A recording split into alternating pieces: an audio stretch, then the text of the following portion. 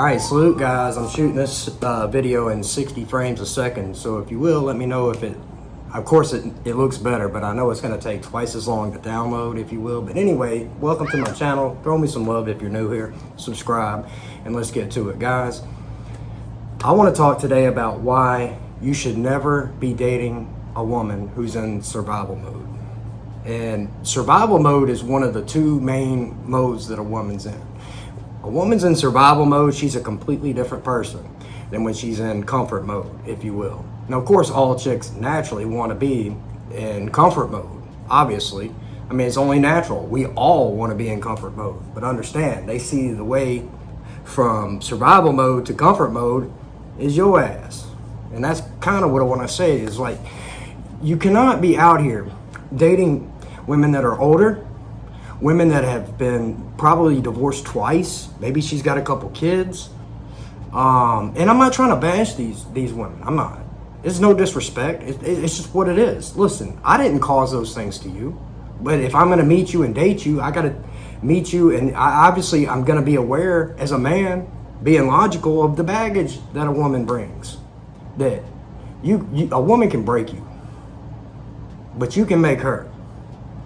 That's what it is. That's what it's supposed to be. That's the natural order of things. And I don't care how harsh that sounds. That's just what it is. But guys are out here dating chicks in survival mode. And when a woman's in survival mode, she is looking for a safety net, a safe haven. She's not looking at what she's attracted to. People say that a woman's attracted to cars and this and that. A woman is attracted to what resources, listen, if she's in survival mode, she will settle down with a man that has resources. But eventually she'll cheat on that man with who she's actually attracted to when she's in comfort mode. And this is why, guys, you have to understand, I'm gonna run a TikTok. If you are single and you are in the dating marketplace at that time, when that happens, say you're 37, 36, 38, 40, whatever it may be, and you are still on the hunt for that man, and you hit the wall and you can see in your face that you are no longer the face that you were at whether it was 30 or 35 or 25, whatever it is, you are going to be panicked. Because now you know that you are going to compete with women who are younger, who are largely more fertile, not always, but largely speaking, yes, who have that youthfulness to them, who have that estrogen, progesterone, whatever the hormonal balance is that makes someone young, it's there and you're losing it. And you become hyper aware of that. And that is why women begin to panic. Guys, this is 100% true. Listen, we can't help the fact that we are attracted to youthfulness in women. We just are naturally, instinctually. This is really what drives a man. We are attracted to the skin of beautiful women, especially when it's smooth and there's no bumps and no varicose veins.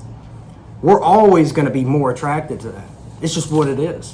Whether it's the fact that we're attracted to the fact that we love the fact that she likes to learn from us as men, that we get to teach this woman, to protect her, to mold her, to shape her, and for her to come and be a part of the team, if you will. That's just really what it is. But it is to her benefit. It's not to make find a slave.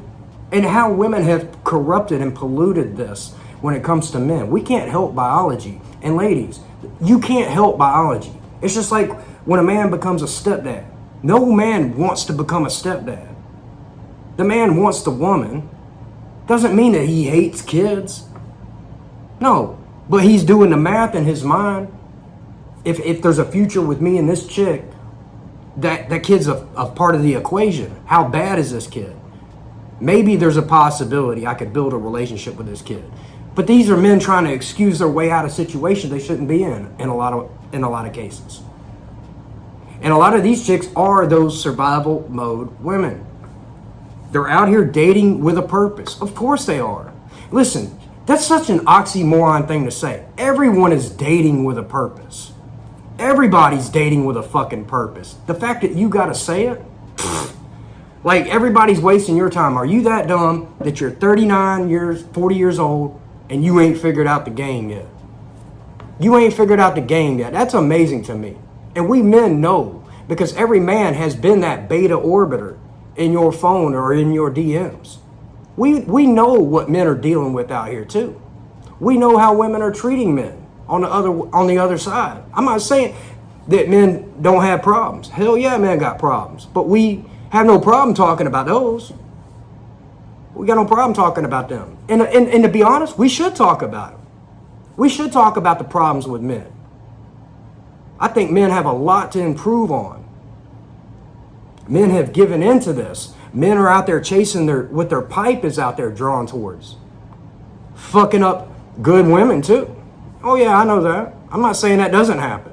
It does. But we talk about these things. But what we don't talk about, but it's beginning to shift, is what women are doing to men. The fact that women have closed the cheating gap, I would argue they've surpassed it. And this isn't something to be proud of. And I don't care how that pisses them off. Listen, we're talking about percentages here. We're talking about the broad majority of what's going on today. And guys, I'm going to end it with this. Look, I've come out here to Asia. I've talked about this. You know where I'm at. I'm in Thailand. And I know there's stuff that happens here. I know what with a percentage of these women are up to here. But I see a lot of feminine.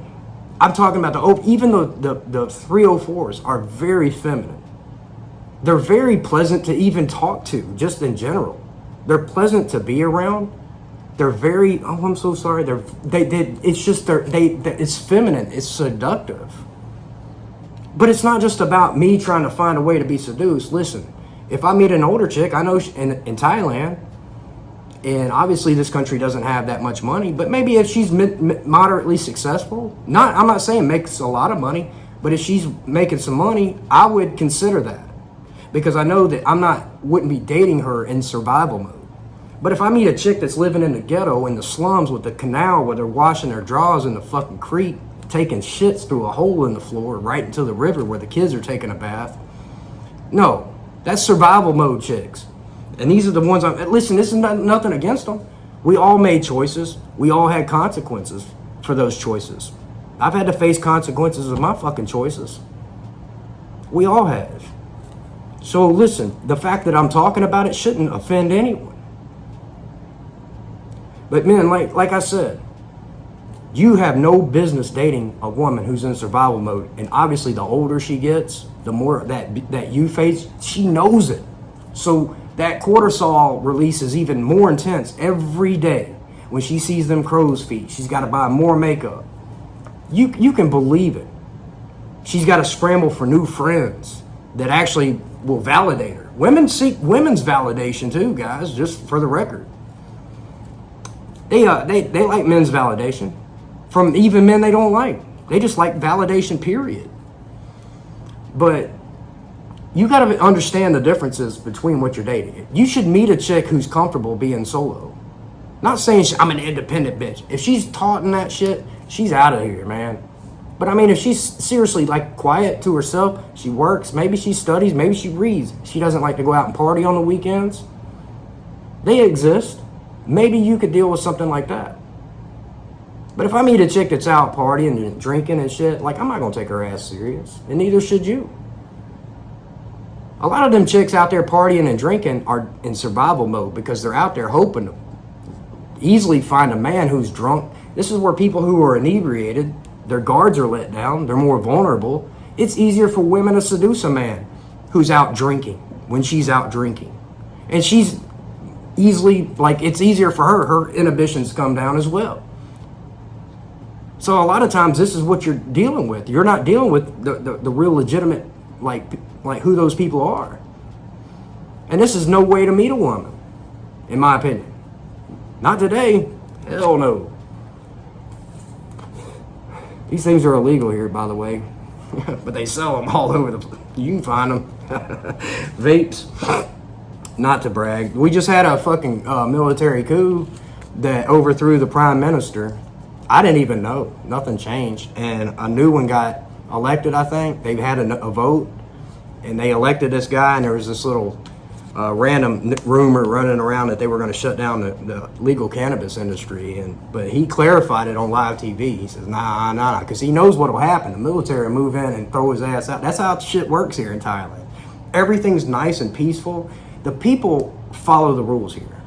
Everyone here follows the rules. They're quiet. When you get on the subway or the BRT or the BTS, it's like everyone's standing like all, cool, reading their phones and shit. Like you can barely hear anyone talking. You go in the stations, they're fucking clean as hell. People don't like randomly do, like once in a while you'll see something nasty. People don't, but they keep the streets clean. They come through. The worst part about Bangkok is the air quality. That's the only thing I can, like, the air quality, yeah, it's high, but the air quality will get your ass. A lot of people here wear masks because of the air quality. But there are employers that force them to wear masks still. Like a lot of the businesses or hotels you go into, they're mandated to wear masks. The people on the customer service and stuff like that. So people in hospitality, they're required to wear it still. We don't have to. But it's just what it is. Anyway, dude, what a great night. Check this out. Just a little clip I'm going to run talking about the riverboat cruises right out front. Watching these neon lit up boats, just lit and active, man. 3 levels, a pretty big boat. They're riverboat cruises. And I've heard other people recommend these things to me. And I saw tonight, it was just boat after boat after boat. And it looks like so much fun. I mean, you get on there, there's 2 levels of air conditioning, like indoors if you don't want to be outside, or you can go on the top deck, back deck. There's a buffet, there's a bar. It's not that much, 650 baht. I saw one earlier, which is like $6-7. And then, of course, you're probably going to pay for your drinks on there. That's where they're going to get you. But still, an hour and a half, how much are you really going to drink? But anyway, this is something, like, this city grows on me. I say it all the time. I love this city. I love Bangkok, man. I recommend men come to Asia. Not all men, but listen, it's a great place to be. You'll be blown away at the femininity here. And if you get out of the cities and stuff, say like you go up north, like you get out into like the rural areas and get outside of town, you're gonna have more options. You're gonna meet, average, regular women, which is what a lot of men want. We don't want some Instagram thought. We don't want some broad from fucking Soy Cowboy. We don't want those bitches. We don't want a woman with a bunch of kids, and nothing against them, but we just don't. We don't want to raise another man's fucking sperm. It's just, I'm not bashing those men, but it's not a good idea, and you know it. Those kids you ain't my daddy. And you know in your heart as a man, you don't have that bond and attachment with that child. You'll never have it. And the thing is she'll never let you be that dad of that child fully. She'll always have that emergency backup switch that she's going to throw on you. Hey, you don't tell my son what to do. My son's 23.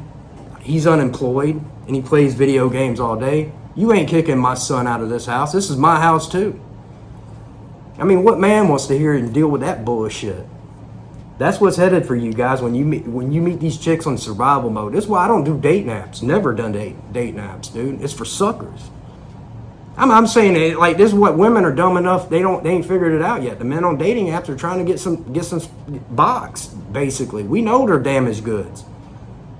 We just do. And the fact that they still are like bitching on TikTok about these guys on dating apps, like, bitch, we've been telling you, guys on dating apps are out for one thing. It's just what it is. Anyway, got my visa stuff going, guys. Everything's on the up and up here. Going to do an education visa is what it's looking like for Thai language. It's 2 hours twice a week, 2 hours a day, 2 days a week. It's not that much. It's costing me less than $1,000, 30,000 baht, which is a lot, but it's not for a full year visa. That means I can go somewhere long term and actually stop living out of a fucking suitcase, which I'm getting sick and tired of, to be honest. I'm doing about a week at each place, if you will. And my time is up here on Tuesday. And I'm going to go to the embassy, extend my visa, 30 more days, and then I'm probably going to Chiang Mai. That's what it's looking like. And as I said, I've had to wing this, but it's all working out. I spent the entire day from different places, talking to different agents. It's not easy, but there are avenues. This is why I said you got to come here and feel this shit out. You got to have an exit strategy too, just in case. You never know. Because if you can't figure it out in the first month, you got to leave the country or go to the embassy and extend your visa 30 more days. But you can only do that. At the end of that, you got to leave still. And then you got to come back and you can get a 30-day visa and then extend that one 30 days. But you can only do that twice a year, I think. So you don't want to be dealing with this much shit. You don't want to be making visa runs every month or every 2 months. You don't want to be dealing with that bullshit. If the Thai police catch your ass, man, you don't want to go to jail in Thailand. Nobody want to go to jail in Thailand. Asian coffee is fucking outstanding here. The best coffee in the world. I've never had anything like it. That shit y'all drinking over in the West is straight bunghole water. It's disgusting. The Asian coffee, I get iced Thai coffee every fucking morning. Oh my God, it's so good. It's the best fucking coffee I've ever had. And this is several different places. It's got that toasty flavor. It's just a different toasty flavor. The American coffees and even some of the micro places that have popped up can't quite mimic. It's just different. The coffee out here is it's better, way better. Now with that said, I love y'all guys. I appreciate you watching my video, and I'm signing the fuck out of here, man. See you.